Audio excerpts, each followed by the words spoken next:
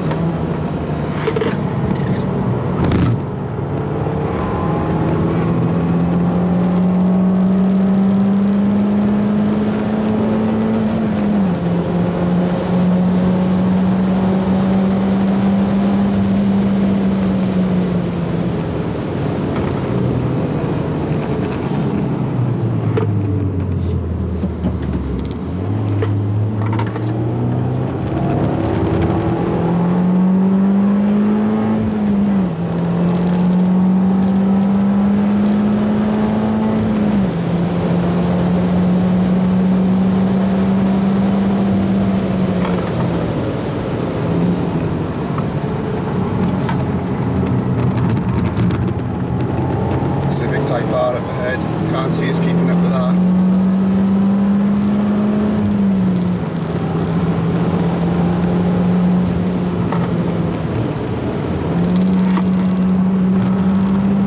I didn't need to downshift then.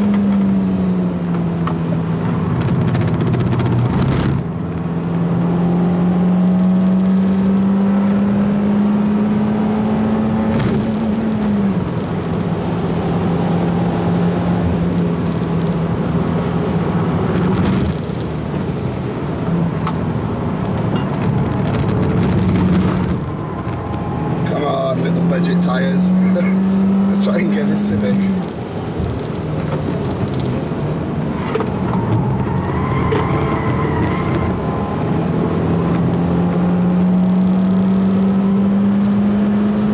Oh, he's just gone in the straights, isn't he?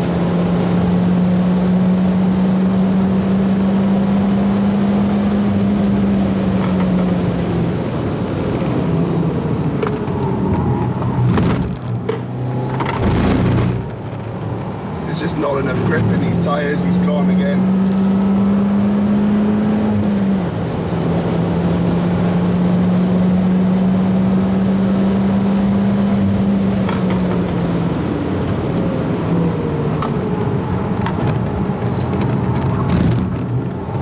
losing all the track. Come on, little Peugeot, we got this. Keep it in fourth. Hang off the pedal. Oh, a bit of rear rotation. I'm gonna cater up my chuff. I have to let it pass.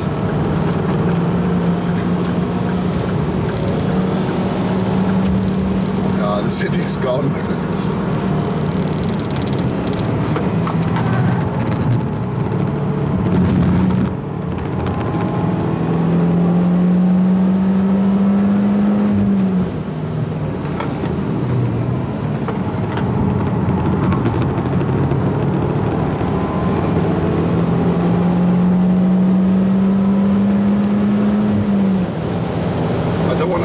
Tyres, so we're going to do one more lap and then I'm going to call it quits for this outing.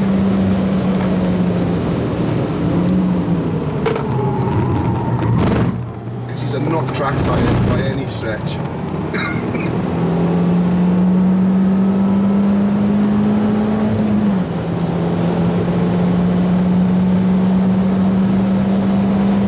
He's not losing us though, considering we had to let that caper run past. Come on, hold on tight.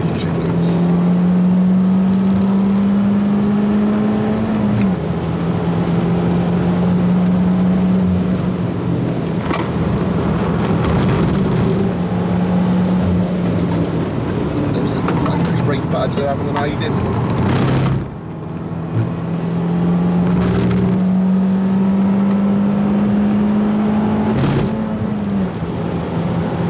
I can't beat a Civic, but it looks like I'm going to overtake a McLaren, so I'll take that.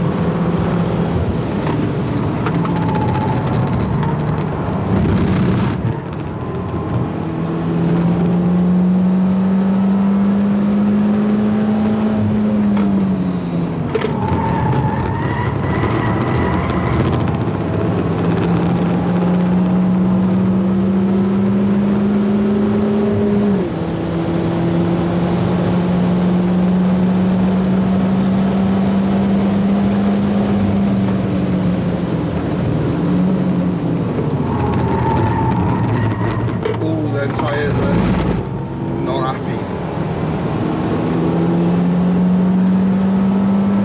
I think I'm going to have to do a cool down lap now.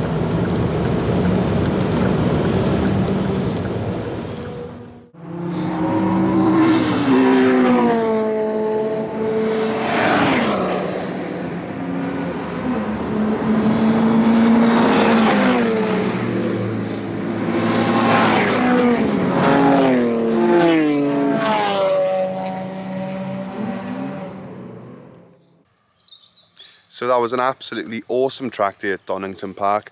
There's not going to be masses of track footage in this video because it's more of a track review, but I will be releasing some more footage of my time at Donington in the next couple of days. But now let's take a look at the Peugeot, and we're going to discuss 3 things that stood out to me as being actually incredible on the car, and then we're going to talk about 3 things which I'm planning on developing as the car progresses. So let's turn the camera around and take a look at the car. Okay, so the first thing on my list, what is good about this Peugeot, is the handling. Compared to the Evo, much less body roll. Compared to my Clio RS200 Cup, much less body roll. It's stiff. It's practically like it's on coilovers already. I found the car very stiff in a good way. It wasn't crashy. It was just perfect. Very balanced handling. If I went into a corner and I went in a little too quick, I lifted off on corner entry, the back would come around just a bit. Absolutely stunning. It's almost like it's been developed for track, which it has. But usually you need a good set of coilovers and maybe even anti-roll bars to get that sort of balance on a car. But honestly, the car handled awesome. The main differences, which will help you to see what I'm on about, literally every car I've ever taken on track, I've had the tyres rolling over and the sidewalls burning. As you can see, this finger line here, that's where the wear mark stops. So the camber on the car And the way the wheels are set up, those sidewalls are not collapsing under high G corners. Whatever has been done to that suspension, the tyre is maintaining a good contact patch. It's not rolling over. So yeah, really good in that regard. Rear tyres, very much the same. They're not rolling over at all. They've got, usually you'll find blue heat marks on the sidewalls here, but none of that. Okay, now point 2. Now I've had cars which have had track fluid in them, high-end race fluid in fact. I've had them on track pads, Ferodo DS 2500, Carbotech XP10, and to be honest, they didn't perform any better than these have on standard fluid with standard pads. This is exactly as I bought the car. It's probably the original brake fluid. No brake fade at all. I beat on these brakes, and I mean I hanged off that brake pedal with all my body weight, and they have stood up to it. Yeah, the brakes just took it. Usually you'll find that the brakes get so hot the paint will discolour, but none of that. So I think it's partly due to, as we've seen in the previous video I've made, if we look under there, I think you should be able to see it. There's some vents under that bumper providing airflow to the brakes. They are the upgraded brakes as well over the GTI. I thought they were Alcons, but apparently they are Brembo brakes. 4-pot calipers and 323mm discs. So pretty big brake calipers, especially when you're considering this car only weighs a ton. So the second thing that's genuinely awesome on this car are those brakes are seriously capable for the weight of this car. Okay, the third thing that I found personally very good on this car, that is the driving position. Them pedals, I had no issues locating the pedals on track. The steering wheel is very small. It does poke out quite a long way from the dash, which for me personally, I like that on maximum reach. And these bucket seats too, they are pretty supportive. Yeah, really happy with the driving position. Very confidence inspiring, and I had no issues really with falling out of that seat. Now, when we put semi-slicks on and the G-forces start going up, I might find I start sliding out then. But at the moment, I'm really happy with the driving position of this car. So there are 3 things that to me stand out as being exceptional on this car. Now, I did struggle to find anything negative on this car, but before we go into that, there's one more bonus good thing.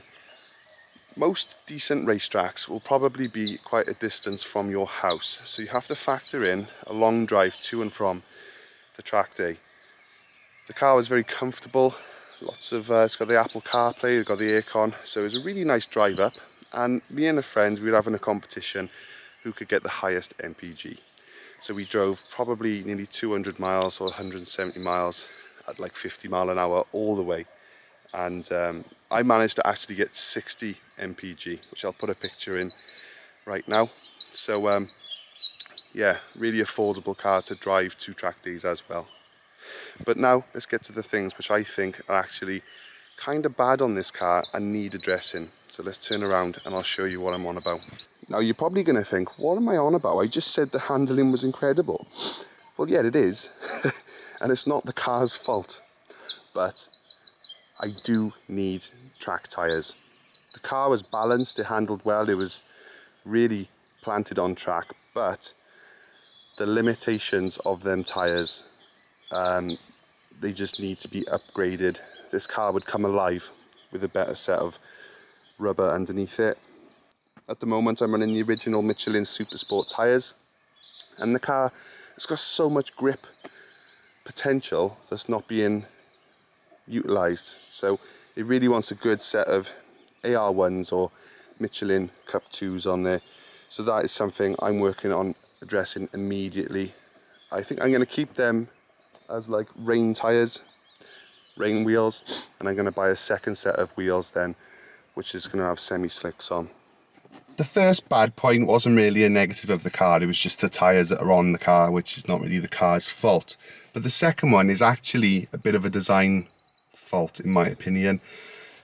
We are getting absolutely horrendous intake air temperatures on track, and the car's not even modified. So yeah, let's just spend a minute to talk about that. Now on a turbocharged car, when the air is sucked in through the turbo and is squeezed and compressed, ready to go into the engine, that air will tend to heat up. Now it's the intercooler's job to cool that air back down, and then when the air goes into the engine, ideally it's no hotter than ambient air or the air around us. If that intake air temperature was to rise too high, what can happen is the engine can actually start to have what's called detonation. So the air fuel mixture will start to ignite before the car or the spark plug has told it to, and it can also ignite in a much harsher way, ultimately cracking pistons, and can actually kill your engine just because your intercooler is not up to the job. Now Peugeot are not stupid, they're obviously a very smart company. There's sensors in the engine, they can read this intake air temperature. The car knows that the intake's getting too hot. What it'll do, it'll pull back some ignition, it will lower the boost, it might even richen up the fuel mixture a little bit. And what that will have the effect of doing is reducing the chance of detonation, so the car can still operate even at those high temperatures. Now, when it does that, whilst the car is still operating, pulling back ignition timing, lowering the boost, ultimately you're making less horsepower. So to put that into a simple term, if your intake temps get too hot, the car turns the power down. So yeah, on a track car, we don't really want them intake temps getting too hot. Now let's look at my Luffy gauge and I'll show you just how bad things are. Okay, so I'm just turning the gauge on now. If we go to display setup, review peak values, it's going to show me the highest value of everything that is recording. Now then, if we look here, all of those parameters are perfect, no complaints there. But inlet air temperature, 72 Celsius, that's horrendous. Ambient was like 29, so really that shouldn't be anything over like 39 Celsius, worst case. 72, horrendous. Now I'd exit the pits, my live data would be showing that the intake temps were about 35. By the time I got to the first corner, I could tell power was starting to drop as the intake temps were climbing up to say 60. And they would hover in the 60s. But when I was getting some really decent sessions in, I noticed every time it clicked over 70, it felt like power had dropped even further. So just to put that into numbers, I felt like the car probably shot out the pits at 220 odd brake. By the first corner, I felt like I was down to probably 200, and if I'd done a few laps, I was probably down in the 180s, just going from the butt dyno. So I need to fit a upgraded front mount intercooler kit. Now there's a few companies that make them, so I'm going to be looking to purchase one soon and fit it to the car. So that's the second point, and I know it's a long point, but I needed to explain why it's important to get them temperatures down. Fitting that intercooler, it's going to make the car run safer, it's going to make the car run more efficient, and the car is going to make its maximum power all the time, which is ideal on a track car. Now the third thing I feel like needs improving immediately is I need an oil pressure and temperature gauge on the dash. The 106 GTI I had an oil temperature gauge, but this Peugeot 208 doesn't have one. So I got no way of monitoring those oil temperatures. The second that oil temperature hits 130 Celsius, all of a sudden that oil stops lubricating properly and it starts actually burning and charring inside the engine. So if I'm on a track day, I need to know that my oil is under 130. Even if it's 120, that's fine. The second it hits 130, damage is done. So what I've done is I've ordered a Spa Designs gauge. I'm going to fit that to the dashboard, and it's got a programmable alarm, so I can set an alarm at 125 degrees oil temperature, and if the car gets too hot then it's going to throw an alarm. It's a dual gauge, so it's got a oil pressure gauge as well, so I'm going to set an alarm that if oil pressure drops below say 20, it'll throw an alarm and I can just knock the car off. So that's really more of a safety thing, not a criticism to the car necessarily, but on a track car it would have been nice to maybe have a bit of software on that screen there, the factory screen, maybe like the RS monitor. Would have been nice if I could have some oil temperature readings, because no doubt the ECU's got sensors in there.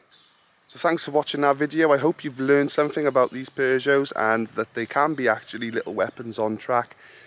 Needs a few little tweaks. In the grand scheme of things, they're minor complaints which can be easily resolved. I've got a series which I'm currently filming where I'm going to be going to Castle Combe, setting the baseline time in this car, then after every single modification returning to the track to see what sort of time did tyres get me, what sort of time did brakes get me, and we're going to develop the car like that. So very systematic and hopefully very entertaining to watch for you viewers out there.